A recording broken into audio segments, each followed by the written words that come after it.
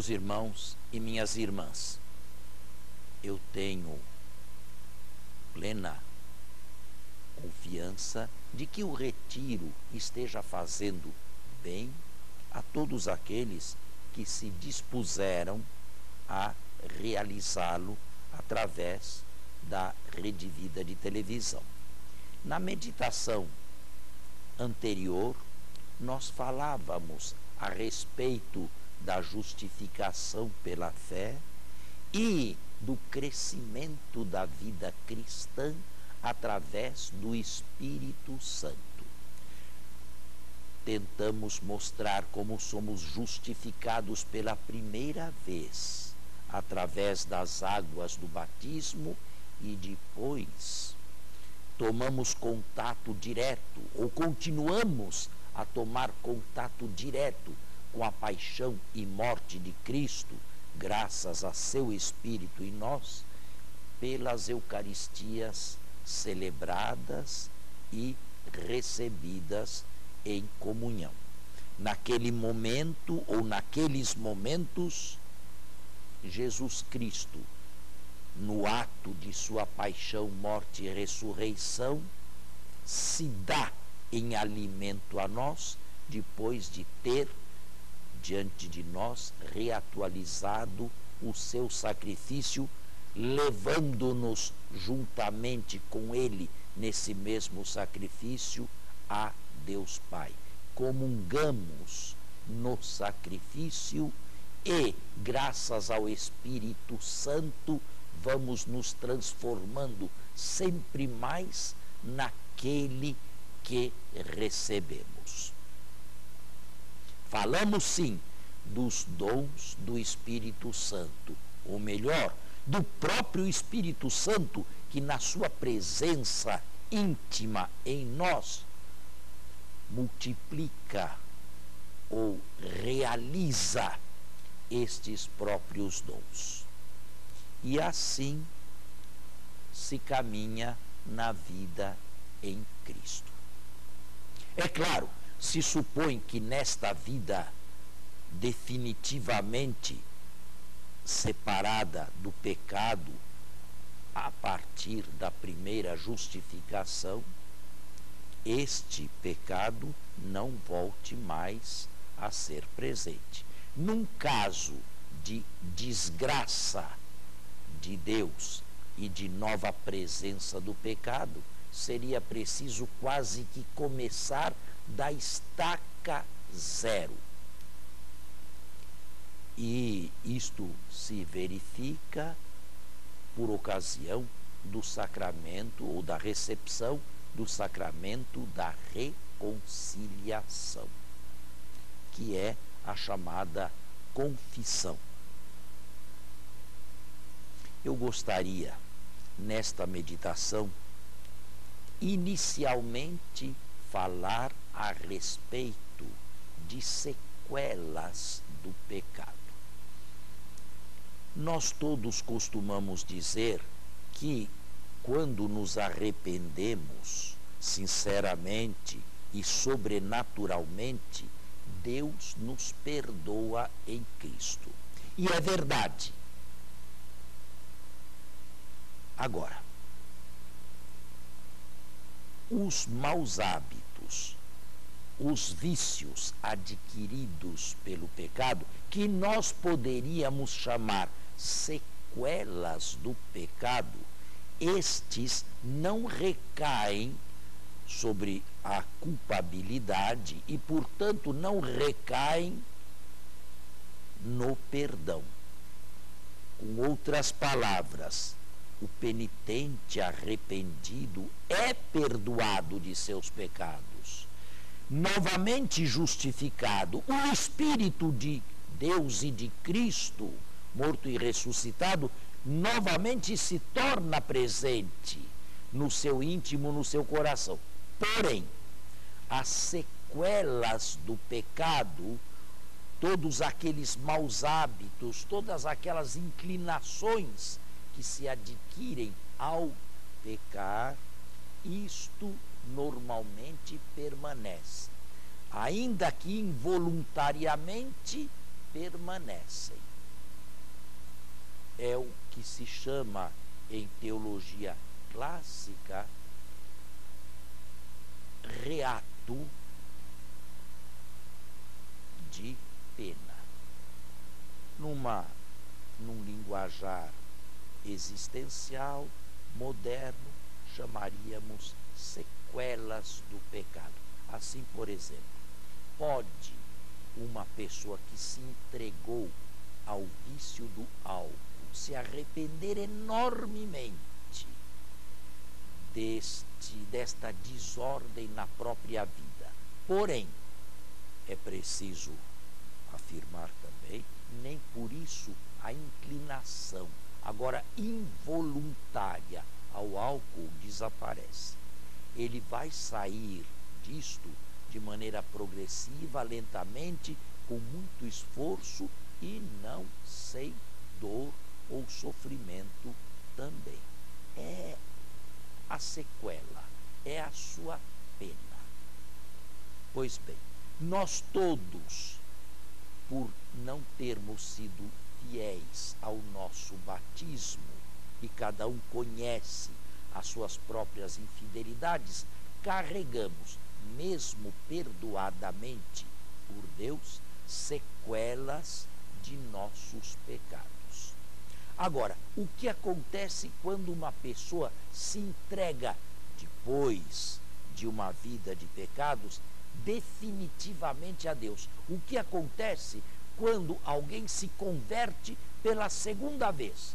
Realiza a sua segunda e definitiva conversão.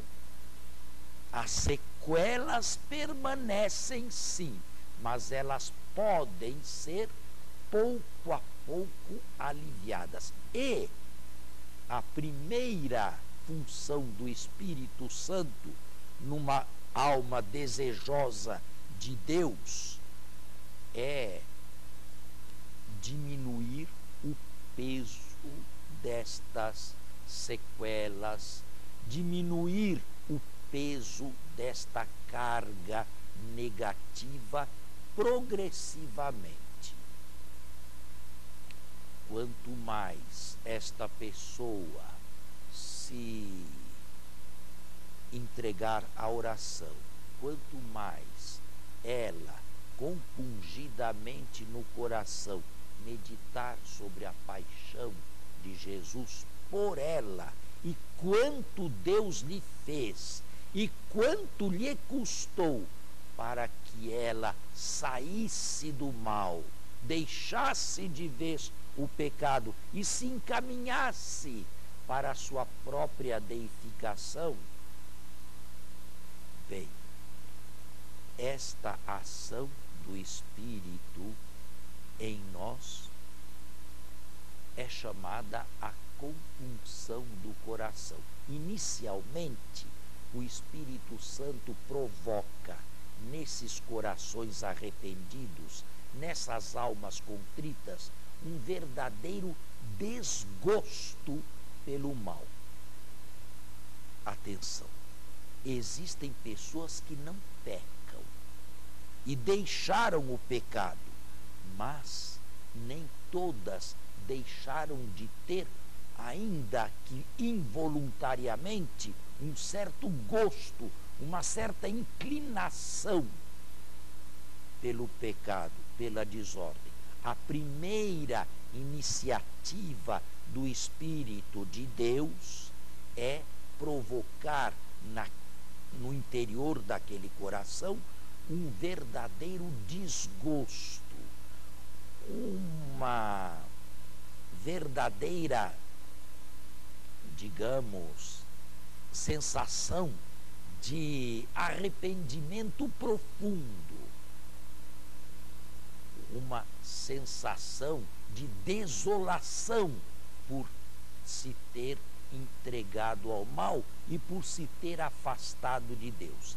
Esta compunção que o Espírito Santo provoca em quem foi perdoado e agora marcha através da graça em direção a Deus, esta verdadeira compunção do coração pode até mesmo se visibilizar exteriormente.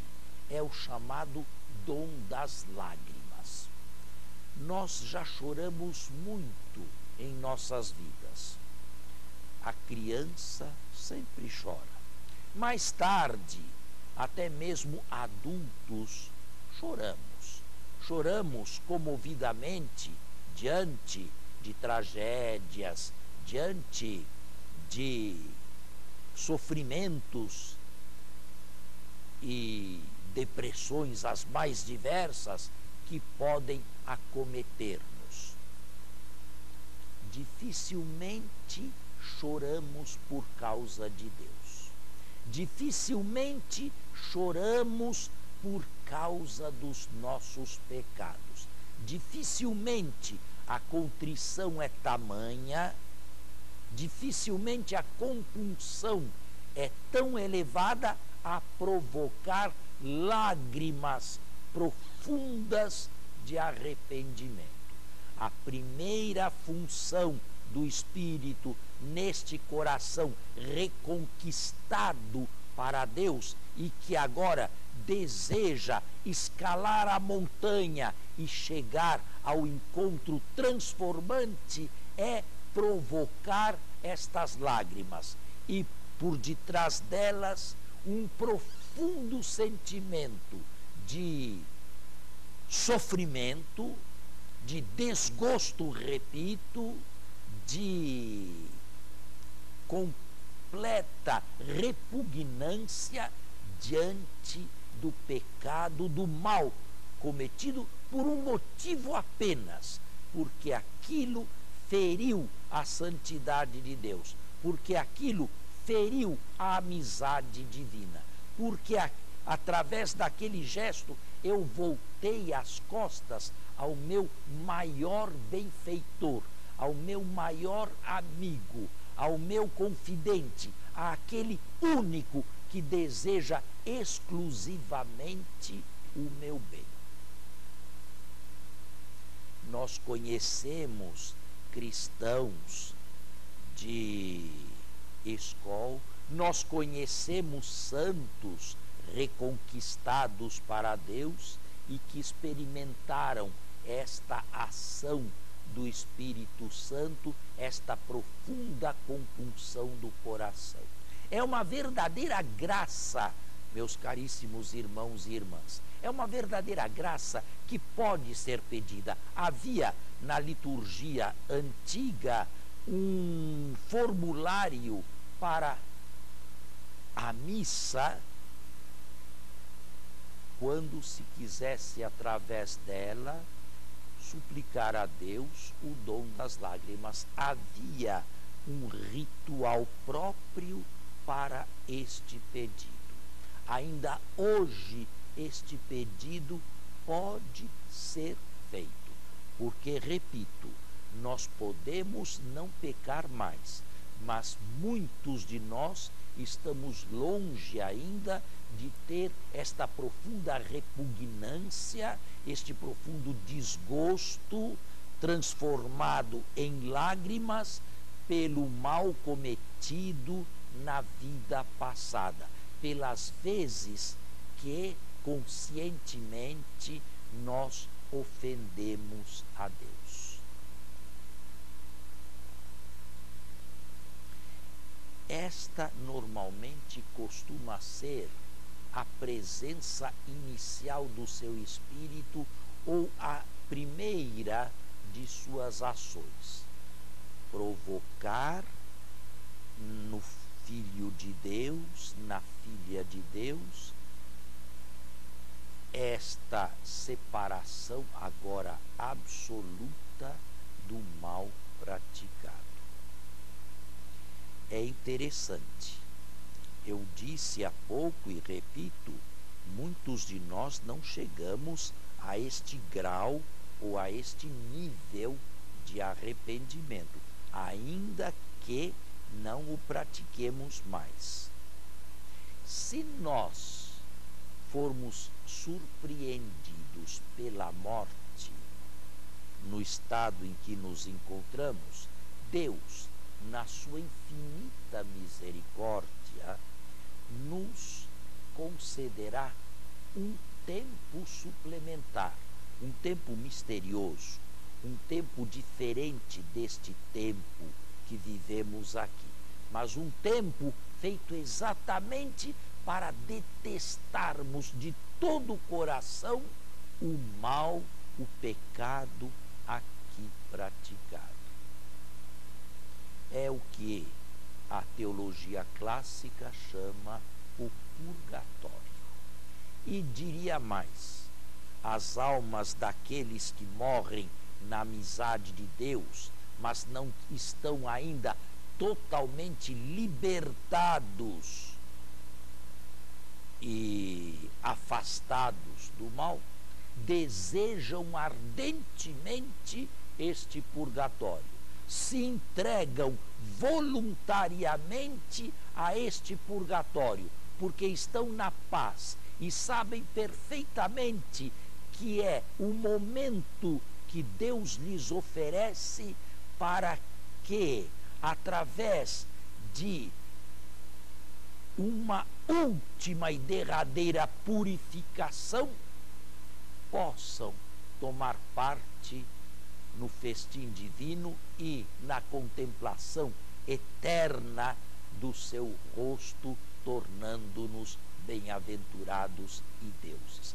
Eu citei já no início deste retiro a comparação de São João da Cruz. Para que a madeira se transforme em fogo incandescente quanto fogo, é preciso que seja por ele contorcida.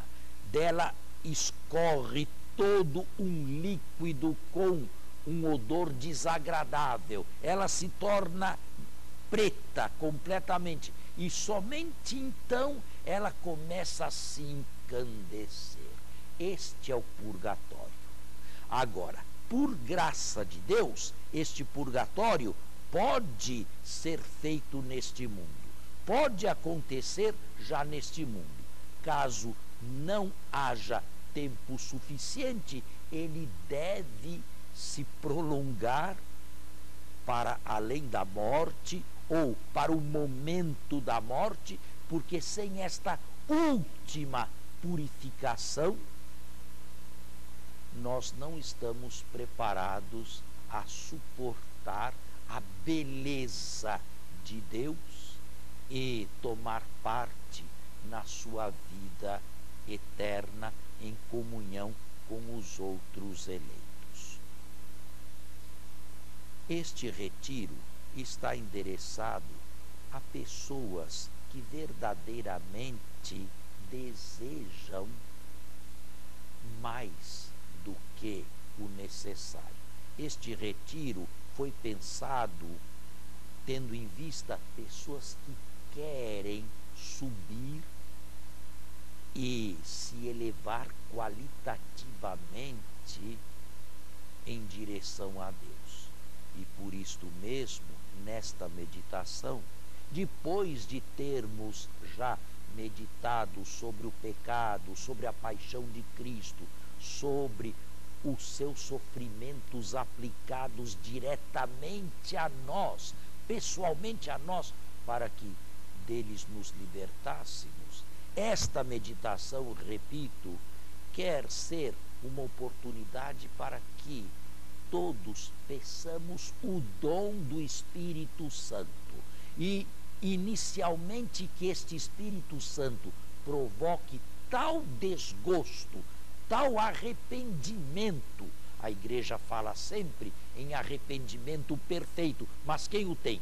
Tal arrependimento pelo mal praticado, que isto se transforme em lágrimas. Lágrimas que possam lavar definitivamente o que nos tornou tão diferentes de Deus e nos aproximem mais de Deus. Tertuliano dizia no passado que nós somos purificados sempre pelas águas, quer pela água do batismo, quer pela água das lágrimas que nós derramamos. não tenhamos nenhum acanhamento.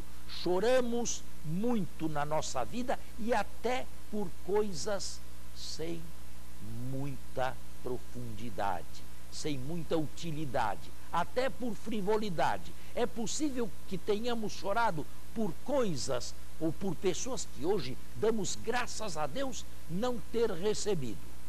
Choramos por muito pouco, mas agora seria preciso que este dom, esta graça fosse suplicada, porque é somente assim que nós nos veremos definitivamente livres dos nossos males cometidos. Somente assim poderemos nos encandecer juntamente com o fogo. Somente assim nós podemos estar preparados a cantar no céu eternamente a misericórdia e a bondade de Deus. Agora, no término desta meditação, cada um de nós procurará, através de uma oração própria, pessoal, feita com as próprias palavras que provém do coração, cada um de nós, repito, procurará suplicar a Deus pelos méritos de Jesus Cristo crucificado, que nos conceda uma vez mais, na efusão do Espírito Santo, o dom de sentirmos profundamente as ofensas que infligimos ao coração do nosso Deus. Nós queremos pedir-lhe insistentemente que nos conceda esta graça antes de nós fecharmos os olhos para este mundo, que nos conceda